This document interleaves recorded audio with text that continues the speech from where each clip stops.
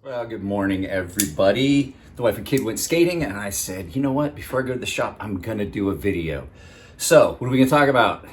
We're gonna talk about a knife that I shot a video about, and something was wrong with it and could not port it to YouTube. I had done an initial impressions of this knife for just the members, just like I did with the Mastiff. However, something was wrong with the video, and every time I tried to put it up, it wouldn't render, and I could not make the video work. So we're just gonna do the video. Apologize, usually I like to do a little bit of exclusive stuff for some of the members. So, guys, great little knife. Hang on just a second, and we'll get into it. If you're watching on headphones, turn down the volume because here comes the music.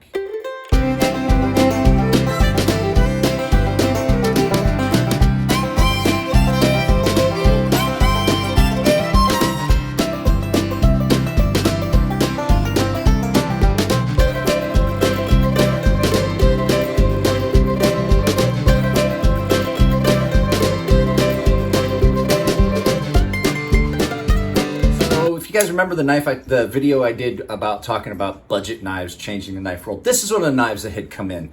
This is the CJRB Centros designed by Dylan Mallory. CJRB is Artisan's budget line. And like I said before, the budget knives that you're seeing come out of some of these companies, it's no different quality. It's just a little change in the materials that allows them to get the price down.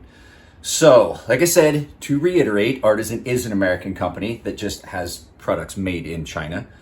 So this knife came to me from the company. I was not sure how I'd like it. I hadn't really gotten to see any of Dylan's designs, and I really like it a lot. So let's go ahead and we'll turn the camera around. I'll get my light set up because it's that early time in the day where lighting is kind of weird. So we'll get this set up and take a look at it, get weights and specs, and give you guys a good close look at this because I really, really like this knife a lot. All right, guys, so we're back. Let me get my coffee over here where I need it. So I turned the ring light on so we can get some, you might get some reflection, but this is the CJRB Centros. You can see liner lock. I like the idea of this. I like the idea of not necessarily having a lanyard hole, but having a post, a lot like Chris Reeves Knives does, that you can put a lanyard through if you want, or if not, it's just there. So G10 scales, steel liners, pocket clip. Not such a big fan of the pocket clip. I'm gonna talk about these screws in a second because this iteration still had these screws. So this is a thumb stud operated liner lock. And I like thumb stud operated knives. I like the action on some of these knives. You guys know that one of my favorite knives is the Chris Reeves Sabenza. This has a little bit stiffer detent. So this actually kind of flips open. Really nice blade shape, comfortable in hand. So let's go ahead and do the specs and then we can get into looking at the knife itself. So specs on this knife. You are looking at an overall length of 8.5 inches. Blade length is 3.6 inches, and your blade thickness, this has got some beefy stock on it for a knife that is kind of, this narrow and thin. They did a really good job on it. This is 0.125 D2 steel. Spear point is what they got listed. This is a really, really acute tip on this. This thing gets really, really pokey. One of the other knives that I had that came in, it was a lot like that as far as blade shape and how thin it got at the tip, like as far as piercing tip, was the Benchmade Fact. It was very, very pointy. Sorry about that, got off kilter. So they say it is 3.68 ounces. Let's zoom back out here. 3.68 ounces, so just a little bit more than 3.5 ounces. But let's get my scale out and just check. So you guys know I like to weigh it on here because I can see how accurate or inaccurate my scales are, and I can also give you it in grams. So in ounces on this, it is 4 1/4. So 3.68 is what they're saying on the website. This is 4 1/8. I'm sorry. I've been having that a lot. I think I may have to get this scale and check it against a known weight. But so according to my scale, it's heavier than what's listed on the website. But like I said, this is an older knife. It may be just that it's been at Russell's house long enough that there's been some changes to how it's made. So in grams, that is going to be 116 grams. It is not heavy. It's not a heavy knife. Let's turn this off and move it. Not a heavy knife at all. So let's do a couple real quick comparisons. I always forget to do the comparisons. I got a couple comparisons here.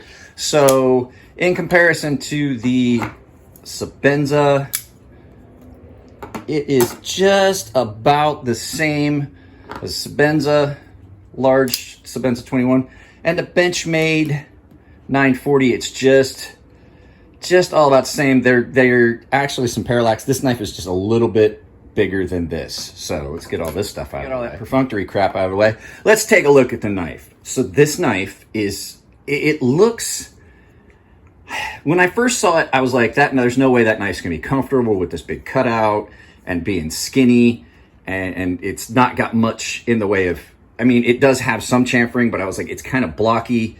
I didn't figure that in a small folding knife that would be very comfortable. But once I got it in hand, wow, it is really comfortable. Dylan did a really good job of making these handles really comfortable. It feels really secure because you've got this whole area here. Your hand kind of drops into it. It doesn't feel like you're gonna come forward because you've got that, and it doesn't feel like you're gonna slip off at the back like some other knives do.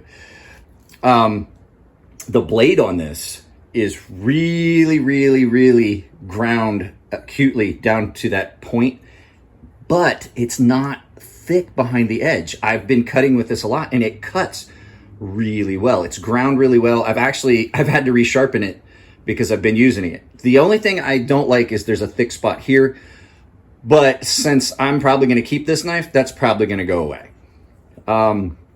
As far as construction, steel liners, standoffs, ceramic bearings, and it is a liner lock with a ceramic detent ball. This knife has a really smooth action. Now, there are a couple small things that I have an issue with. Just small little things. The pivot. I use this, I have this knife a lot. I use it a lot. I'm gonna have to re-Loctite the pivot because it keeps working loose. Now, the only reason I haven't done it yet is, like I said, I'm gonna take out a little bit of material here, open that up just a little bit. And so I didn't want to Loctite it down to where I would have to heat up the G10 to get the screw out. And the other small thing, now I do know, I'm only talking about this specific knife. Russell told me that they resolved this issue. These two screws on this particular knife, not the new ones, are a little bit tall. So the new ones have got, I don't want you guys to think this is what you're gonna get, and this is why I'm pointing it out. They no longer use these button head screws. They use a flatter screw, and they're countersunk into the pocket clip so that you don't have the issue I had, which is with these screws on this particular knife, that the new models don't have this. When you slide this all the way down in your pocket, it catches, and you have a hard time getting out of your pocket. That's the only bad things I've found on this knife. Pocket clip is reversible. Even though I'm not a fan of this pocket clip, it's still comfortable on this knife. Thumb studs on it, just the right height, just the right amount of texture on them, not to be aggressive, but still allow you to get purchase and flip it easily. Action on it is great. The detent is just about perfect. The lock bar tension is just about perfect. Like I said, G10. This thing cuts like a champ. Jimping on this is just in the right spot, and it's just enough. On this knife, that's just about perfect. It is aggressive enough that it gets you, like, it'll hold on, but not aggressive enough that it's painful. So I told Dylan myself, I was like, dude, you really did a good job on this design. And when you look at the execution, the liners and the G10, look at that. G10 was done well. I'm not such a big fan of the heavy texture G10, but the texturing on this was done. Let's see if we can get in on it. Texturing on this is not so aggressive that it tears up pants. You get grip, but not the If you guys remember, cold steel was famous for having super aggressively textured G10, and it would just tear your pockets up. You get enough grip on this in hand that texture is great, but it does not tear up pants. Zoom back. Oh, let's look at this. So there's Dylan Mallory Designs logo, CJRB, and you can see the D2 on this is ground down. It's not too thin. It is not too thin and it's not too thick. It's just in the middle. It's in the Goldilocks zone for edge thickness. And the area at the tip is still resilient enough. There's still enough material there that you get a good resilient tip. So zoom back out. So yeah, there's the CJRB Mallory Design Centros. Like I said, I really like this knife. I did not think I would. I got this and the feldspar at the same time. I figured I would love the feldspar, and then thinking of how skinny this would be in my hand, I did not figure I would like this. This came out the champ. I am going to do a video about the feldspar, but it's a great knife, but it's just not as, I think I like this one a lot better. So let's go ahead and turn this around and do some final thoughts. Some final thoughts on this. These knives are really great. You can find them a lot of places. So I know people have preferred vendors, so people are going to say, why are you pointing out different places where you can get them at different prices? I do know that some people will buy something from a place that they know they have loyalty rewards. Like, I'm much more inclined to buy something that I can get at relatively the same price from Knife Center than I am from Blade HQ, because I have the reward points with Knife Center, and I can get free knives that way. But so this knife, let's pull this paper out here. So I looked it up. So this knife, MSRP on this knife is $58.76. That's what I could find as far as what was listed as MSRP. It's different on a couple sites. So you can get this knife right now.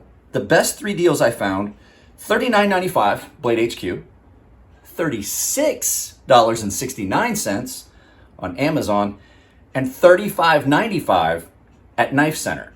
So yeah, I didn't look at Smoky Mountain Knife Works or anything else. I just picked the 3 in descending order, so I don't know. There might be other places to get it cheaper.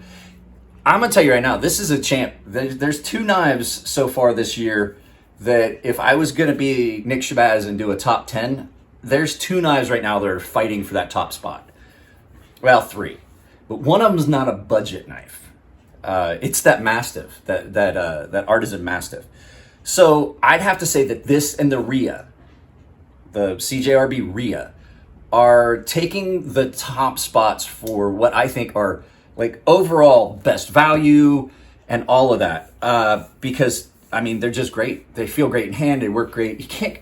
Right at this point right now, you can't go wrong with like a CJRB or Artisan. Same with Civivi.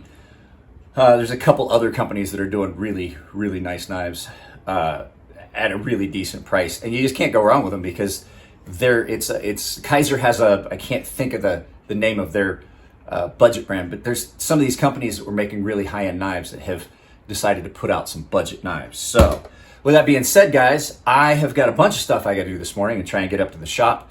Expect a video coming out. I know you guys saw the teaser. I will definitely do a full video once I hear that the Sea Snake has officially dropped. I'm sending one out to Neves over at Neves Knives, to Jared today, hopefully. I'm going to pack a bunch of stuff up before I leave here.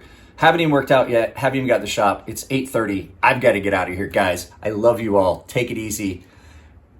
I'll put stuff in the corners. If you like the videos, give them a thumbs up. If you don't like them, thumbs down. If you really like them, there's an applause down there where you can donate directly to the channel, and Google doesn't get any of that money. It comes directly to me. So take care of yourselves, guys. I love you all, and I'll see you in the next one.